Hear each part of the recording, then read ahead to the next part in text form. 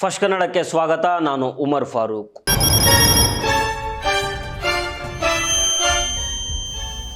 ಕರ್ನಾಟಕದ ನಕ್ಷೆಯಲ್ಲಿ ವಿಜಯಪುರ ಜಿಲ್ಲೆಯ ಭೀಮಾ ತೀರ ಅಂದರೆ ನೆನಪಾಗೋದು ಅಲ್ಲಿನ ಹಸಿರು ಹೊಲಗಳಲ್ಲ, ಬದಲಿಗೆ ದಶಕಗಳಿಂದ ಹರಿದ ರಕ್ತದ ಕಲೆಗಳು. ಭೀಮಾ ತೀರ ಅಂದಾಕ್ಷಣ ಇಡೀ ರಾಜ್ಯವೇ ನಡುಗುವಂಥ ರಕ್ತಸಿಕ್ತ ಚರಿತ್ರೆ ಕಣ್ಣು ಮುಂದೆ ಬಂದು ನಿಲ್ಲುತ್ತೆ. ಕಳೆದ 4-5 ದಶಕಗಳಿಂದ ಇಲ್ಲಿ ಕೇಳಿಸ್ತಾ ಇರೋದು ಕೇವಲ ಬಂದೂಕಿನ ಸದ್ದು ಮತ್ತು ಎತ್ತವರ ಆಸ್ತಿ ಕಳೆದುಕೊಂಡವರ ಆಕ್ರಂದನ ಮಾತ್ರ. ಹಗೆತನ, ಪ್ರತೀಕಾರ, ಗ್ಯಾಂಗ್ ವಾರ್ಗಳ ಜಿದ್ದಾಜಿದ್ದಿಗೆ ಈ ಭೀಮಾ ತೀರದಲ್ಲಿ ಬಿದ್ದ ಹೆಣಗಳು 100ಕ್ಕೂ ಹೆಚ್ಚಿಗಿದ್ದಾವೆ. ಇತ್ತೀಚೆಗಷ್ಟೇ ನಡೆದ 6 ಜನರ ಭೀಕರ ಕೊಲೆ ಇಡೀ ಜಿಲ್ಲೆಯನ್ನೇ ಕಣ್ಣೀರಲ್ಲಿ ಮುಳುಗಿಸಿತ್ತು. ಆ 6 ಜೀವಗಳ ಆಹುತಿ 10 ಕುಟುಂಬಗಳನ್ನು ಅನಾಥ ಮಾಡಿತು. ಈ ಕೇಸ್ನಲ್ಲಿ ಈಗಾಗಲೇ 12 ಜನರನ್ನು ಅರೆಸ್ಟ್ ಕೂಡ ಮಾಡಲಾಗಿದೆ. ಇಲ್ಲಿ ಹೆಣ್ಣು ಮಕ್ಕಳ ಮುರಿದ ಬಳೆಗಳು, ಮಕ್ಕಳ ಕಣ್ಣೀರು ಭೀಮಾ ತೀರದ ಕ್ರೌರ್ಯಕ್ಕೆ ಸಾಕ್ಷಿಯಾಗಿದ್ದು, ಈ ರಕ್ತದ ಆಟಕ್ಕೆ ಕೊನೆ ಯಾವತ್ತೂ, ನಮಗೆ ಶಾಂತಿ ಸಿಗೋದು ಯಾವಾಗ ಅಂತ ಜನಸಾಮಾನ್ಯರು ಭೀತಿಯಿಂದ ಬದುಕ್ತಾ ಇದ್ರು. ಕಾನೂನು ಸುವ್ಯವಸ್ಥೆ ಹದಗೆಟ್ಟಾಗ ಒಬ್ಬ IPS ಅಧಿಕಾರಿ ಎಂಟ್ರಿ ಕೊಟ್ಟರು. ಅವರು ಬಂದಮೇಲೆ ಭಯದಲ್ಲಿ ಓಡಾಡ್ತಾ ಇದ್ದವರು ನೆಮ್ಮದಿಯಿಂದ ಓಡಾಡೋಕ್ಕೆ ಶುರು ಮಾಡಿದರು. ಬದ್ಧ ವೈರಿಗಳಾದ ಗ್ಯಾಂಗ್ಗಳನ್ನು ಎದುರು ಬದುರು ಕೂರಿಸಿ ಇನ್ಮೇಲೆ ನೀವು ಬಾಲ ಬಿಚ್ಚಂಗಿಲ್ಲ ಅಂತ ಖಡಕ್ ವಾರ್ನಿಂಗ್ ಕೊಟ್ಟರು. ಹಾಗಾದರೆ ಯಾರು ಆ IPS ಅಧಿಕಾರಿ? ಅವರಿಂದ ಭೀಮಾ ತೀರದಲ್ಲಿ ಆದ ಬದಲಾವಣೆಗಳು ಹೇಗಿತ್ತು? ಇದೆಲ್ಲವನ್ನು ಈ ಎಪಿಸೋಡ್ನಲ್ಲಿ ಡೀಟೇಲ್ ಆಗಿ ನೋಡ್ತಾ ಹೋಗೋಣ.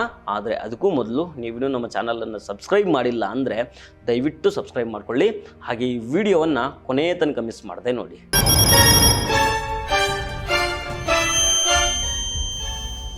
ಭೀಮಾ ತೀರದಲ್ಲಿ ಕಾನೂನು ಮತ್ತು ಸುವ್ಯವಸ್ಥೆ ಸಂಪೂರ್ಣ ಹದಗೆಟ್ಟಿದ್ದಾಗ ಜನಸಾಮಾನ್ಯರ ಭಯ ದೂರ ಮಾಡೋದಕ್ಕೆ ಈ ರಕ್ತ ಚರಿತ್ರೆಗೆ ಎಂಡ್ ಕಾರ್ಡ್ ಬರೆಯೋದಕ್ಕೆ ಎಂಟ್ರಿ ಕೊಟ್ಟಿದ್ದೇ ಆ ಒಬ್ಬರು ಅಧಿಕಾರಿ.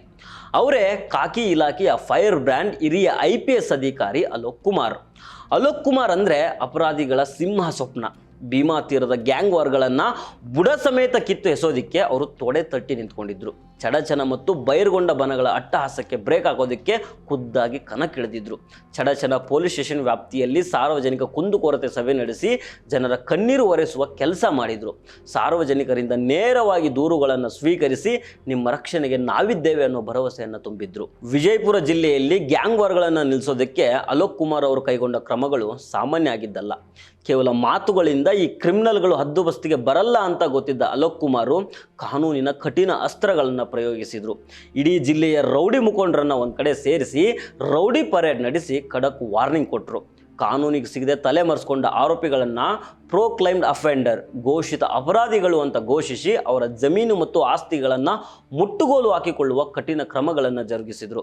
ಅಪರಾಧಿಗಳ ಜೊತೆ ಕೈ ಜೋಡಿಸುವ, ಮಾಹಿತಿ ಸೋರಿಕೆ ಮಾಡುವ ಖದೀಮ ಪೊಲೀಸ್ ಸಿಬ್ಬಂದಿಗೂ ಅಲೋಕ್ ಕುಮಾರ್ ಕಠಿಣ ವಾರ್ನಿಂಗ್ ಕೊಟ್ಟರು. ಇಲಾಖೆಯ ಒಳಗಿದ್ದ ಕಪ್ಪು ಚುಕ್ಕೆಗಳನ್ನು ಸ್ವಚ್ಛ ಮಾಡಿದರು. ಅವರ ಈ ಆ್ಯಕ್ಷನ್ ಪ್ಲಾನ್ನಿಂದಾಗಿ ಚಡಚಣ ಹಾಗೂ ಬೈರ್ಗೊಂಡ 2 ಕಡೆಯ ಗ್ಯಾಂಗ್ಗಳಿಗೆ ಕಾನೂನಿನ ನಿಜವಾದ ಭಯ ಏನು ಅನ್ನೋದು ಅರಿವಾಗೋದಕ್ಕೆ ಶುರುವಾಯಿತು. 2 ಗ್ಯಾಂಗ್ ಚಡ್ಚನ್ ತಾಲೂಕಿನಲ್ಲಿ ಏನಿದೆ, ಉಮ್ರಾನಿ, ಕೆರೂರು ಮತ್ತು ಕೊಂಕಣ್ಗಾಂವ್ ಇವರದ್ದು ಅಲ್ಲಿಗೆ ನಾವು ಮಾತಾಡಿದ್ದೀವಿ. ಈಗ ಅವರಿಗೆ ನಾವು ಹಿಂದೆ ಕೂಡ ಮಾತಾಡಿದ್ದೀವಿ. ಕಾನೂನು ಪ್ರಕಾರ ಏನು ಕ್ರಮ ಇದೆ ನಾವು ತಗೊಳ್ತೀವಿ. ಈಗ ಯಾರು ಕೆಲವು ಕೇಸ್ನಲ್ಲಿ ಆರೋಪಿಗಳು ಫರಾರಿ ಇದ್ದಾರೆ, ಅವ್ರಿಗೆ ಪ್ರೊಕ್ಲೇಮ್ಡ್ ಆಫೆಂಡರ್ ಮಾಡಿ ಅವ್ರದ್ದು ಆಸ್ತಿ ಪಾಸ್ತಿ ನಾವು ಸೀಜ್ ಮಾಡಲಿಕ್ಕೆ ಅದು ನಾವು ಏರ್ಪಾಡು ನಾವು ಮಾಡ್ತೀವಿ.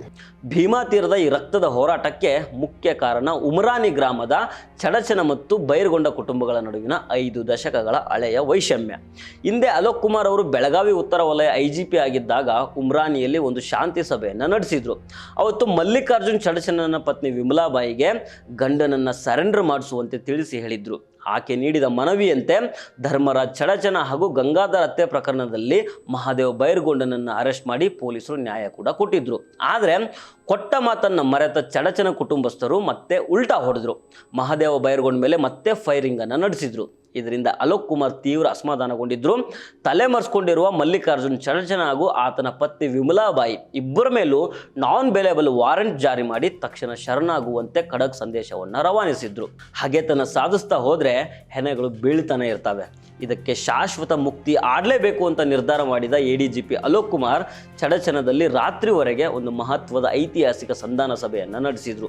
ಈ ಸಭೆಯಲ್ಲಿ ಇಡೀ ರಾಜ್ಯವೇ ಬೆರಗಾಗುವಂಥ ದೃಶ್ಯಗಳು ಕಂಡುಬಂದವು. ದಶಕಗಳಿಂದ ಪರಸ್ಪರ ರಕ್ತಕ್ಕಾಗಿ ಹಪಾಪಿಸ್ತಾ ಇದ್ದ ವಿಮಲಾಬಾಯಿ ಚಡಚಣ ಮತ್ತು ಮಹಾದೇವ್ ಸಾವುಕಾರ್ ಬೈರ್ಗೊಂಡ ಅವರನ್ನು ಅಲೋಕ್ ಕುಮಾರ್ ಒಂದೇ ವೇದಿಕೆಯಲ್ಲಿ ಮುಖಾಮುಖಿ ಕೂರಿಸಿದ್ರು. ಪೂಜ್ಯ ಸ್ವಾಮೀಜಿಗಳು, ಹಿರಿಯ ಅಧಿಕಾರಿಗಳು ಮತ್ತು ಇಡೀ ಗ್ರಾಮಸ್ಥರ ಸಾಕ್ಷಿಯಾಗಿ ಹಳೆಯ ದ್ವೇಷವನ್ನು ಮರೆತು ಇನ್ನು ಮುಂದೆ ಶಾಂತಿಯಿಂದ ಬದುಕ್ತೇವೆ ಅಂತ ಇಬ್ಬರು ಕೈಯಿಂದನೂ ಪ್ರಮಾಣ ಮಾಡಿಸಿದ್ರು. ಹಳೆಯ ವೈಮನಸ್ಸಿಗೆ ತಿಲಾಂಜಲಿ ಅಡಿ ಮುಂದ್ಯಾವತ್ತೂ ಕೂಡ ರಕ್ತಪಾತ ಮಾಡಲ್ಲ ಅನ್ನೋ ಭರವಸೆಯನ್ನು ಉಭಯ ಕುಟುಂಬಗಳಿಂದ ಪಡೆದ್ರು. ಸಂಧಾನ ಏನೋ ಯಶಸ್ವಿ ಆಯಿತು. ಆದರೆ ಅಷ್ಟಕ್ಕೆ ಸುಮ್ಮನಾಗದ ಫೈರ್ ಬ್ರ್ಯಾಂಡ್ ಅಲೋಕ್ ಕುಮಾರ್ ಎರಡೂ ಕುಟುಂಬಗಳಿಗೆ ಮತ್ತು ಅವರ ಬೆಂಬಲಿಗರಿಗೆ ಸಿಂಹ ಸ್ವಪ್ನದಂತೆ ನಿಂತು ಒಂದು ಕೊನೆಯದಾಗಿ ಖಡಕ್ ವಾರ್ನಿಂಗ್ ಕೂಡ ಕೊಟ್ಟರು. ನಾವು ಒಳ್ಳೆತನದಿಂದ ಹೇಳಿದ್ದೀವಿ, ಒಳ್ಳೆತನದ ಪ್ರಯತ್ನ ಮಾಡಿದ್ದೀವಿ, ಆದರೆ ನೆನ್ಪಿಟ್ಕೊಳ್ಳಿ, ನಮ್ಮ ಕಡೆ ಇರುವ ಆಯುಧ ಶಾಸ್ತ್ರಗಳು ಬರೀ ಆಯುಧ ಪೂಜೆ ಸಲುವಾಗಿ ಇರೋದಿಲ್ಲ. ಯಾರು ಒಳ್ಳೆಯವರಿದ್ದಾರೆ ಅವ್ರ ಜೊತೆ ನಾವು ಒಳ್ಳೆಯವರಾಗಿರ್ತೀವಿ.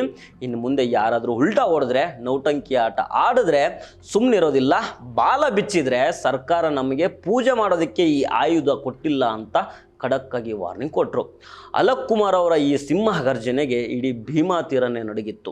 ಚಡಚನ ಕುಟುಂಬಕ್ಕೆ ನಾಟಕ ಬಿಟ್ಟು ಶರಣಾಗೋದಕ್ಕೆ ತಿಳಿಸಿದ ಅವರು ಇತ್ತ ಬೈರ್ಗೊಂಡ ಕುಟುಂಬಕ್ಕೂ ರಾತ್ರಿ ವೇಳೆ ಅನಗತ್ಯವಾಗಿ ಮನೆಯಿಂದ ಹೊರಬರದೆ ತಮ್ಮ ಕೆಲಸ ತಾವು ಮಾಡ್ಕೊಂಡಿರೋದಕ್ಕೆ ತಾಕೀತು ಮಾಡಿದರು. ಒಟ್ಟಿನಲ್ಲಿ ದಶಕಗಳ ಕಾಲ ರಕ್ತದ ಮಡುವಿನಲ್ಲಿ ತೇಲ್ತಾ ಇದ್ದ ಭೀಮಾ ತೀರದಲ್ಲಿ ಅಲೋಕ್ ಕುಮಾರ್ ಅವರ ಕಠಿಣ ನಡೆ ಮತ್ತು ಐತಿಹಾಸಿಕ ಸಂಧಾನದಿಂದಾಗಿ ಇವತ್ತು ಶಾಂತಿಯ ಮಾರುತ ಬೀಸುವಂತಾಗಿತ್ತು. ಜನ ನೆಮ್ಮದಿಯ ನಿಟ್ಟುಸಿರು ಬಿಡುವಂತಾಗಿತ್ತು. ಆದರೆ ಈಗ ಅಲೋಕ್ ಕುಮಾರು ಅಲ್ಲಿಲ್ಲ. ಬೇರೆ ಎರಡು ಕುಟುಂಬಗಳ ನಡುವೆ ಜಿದ್ದು ಶುರುವಾಗಿದೆ. ಪರಿಣಾಮ ಕೆಲವು ವರ್ಷಗಳ ಹಿಂದೆ ಒಂದು ಹೆಣ ಬಿದ್ದಿತ್ತು. ಈಗ 6 ಮಂದಿಯ ಹೆಣ ಬಿದ್ದಿದೆ. ಈ 6 ಮಂದಿಯ ಶವ ಸಂಸ್ಕಾರದ ದೃಶ್ಯಗಳು ಮಾತ್ರ ಎಲ್ಲರಲ್ಲೂ ಕಣ್ಣೀರು ತರಿಸುವಂತೆ ಇತ್ತು. ಅಲೋಕ್ ಕುಮಾರ್ ಅವರಿಂದ ಭೀಮಾ ತೀರ ಶಾಂತವಾಗಿತ್ತು, ಮುಂದೆಯೂ ಶಾಂತವಾಗಿರುತ್ತೆ ಅಂತ ಎಲ್ಲರೂ ಅಂದ್ಕೊಂಡಿದ್ರು. ಆದರೆ ಅದಾದ ಮೇಲೆ ಬಾಗಪ್ಪ ಹರಿಜನ್ ಮರ್ಡರ್ ಆಯಿತು. ಹೋದ ವರ್ಷ ಸಲೂನ್ ಒಳಗೆ ಭೀಮನಗೌಡ ಅನ್ನೋ ಮಾಜಿ ಗ್ರಾಮ ಪಂಚಾಯತ್ ಅಧ್ಯಕ್ಷನನ್ನ ಬೆಳಗ್ಗೆ ಗುಂಡು ಹೊಡೆದು ಸಾಯಿಸಿದ್ರು. ಇದಾದ್ಮೇಲೆ ಇತ್ತೀಚೆಗೆ ರಾಜು ಕರೆ ಅನ್ನೋ ಗ್ರಾಮ ಪಂಚಾಯತ್ ಮೆಂಬರ್ ಮೇಲೂ ಗುಂಡು ಹಾರಿಸಿ ಸಾಯಿಸಿದ್ರು. ಈಗ 6 ಮಂದಿಯ ಹೆಣ ಬಿದ್ದಿದೆ. ಇದರ ಹೊರತಾಗಿ ಆ ಕೊಲೆ ಈ ಕೊಲೆ ಅಂತ 10 ಜೀವಗಳು ವಿಜಯಪುರ ಜಿಲ್ಲೆಯಲ್ಲಿ ಹೋಗಿದ್ದಾವೆ. ಅಂದ ಹಾಗೆ ಈ ಸರಣಿ ಕೊಲೆಗಳಿಗೆ ಅಸಲಿ ಕಾರಣ ಏನು? ಇಲ್ಲಿನ ಹಂತಕರಿಗೆ ಕಾನೂನು ಮತ್ತು ಪೊಲೀಸರ ಭಯ ಇಲ್ವಾ? ಇದೆಲ್ಲ ಸುಧಾರಿಸಬೇಕು ಅಂದರೆ ಅಲ್ಲಿ ಆಗಬೇಕಾದ ಕ್ರಮಗಳೇನು? ಯಾವ ಪೊಲೀಸ್ ಅಧಿಕಾರಿ ವಿಜಯಪುರ ಜಿಲ್ಲೆಯ ಕಾನೂನು ಮತ್ತು ಸುವ್ಯವಸ್ಥೆಯ ಉಸ್ತುವಾರಿಯನ್ನು ವಹಿಸಿಕೊಳ್ಬೇಕು? ನಿಮ್ಮ ಅಭಿಪ್ರಾಯವನ್ನು ಕಮೆಂಟ್ ಮಾಡಿ ತಿಳಿಸಿ. ಈ ವಿಡಿಯೋ ಇಷ್ಟ ಆಗಿದ್ದರೆ ಲೈಕ್ ಮಾಡಿ, ಶೇರ್ ಮಾಡಿ, ನಮ್ಮ ಚಾನಲನ್ನು ಸಬ್ಸ್ಕ್ರೈಬ್ ಮಾಡಿ. ನಮಸ್ಕಾರ.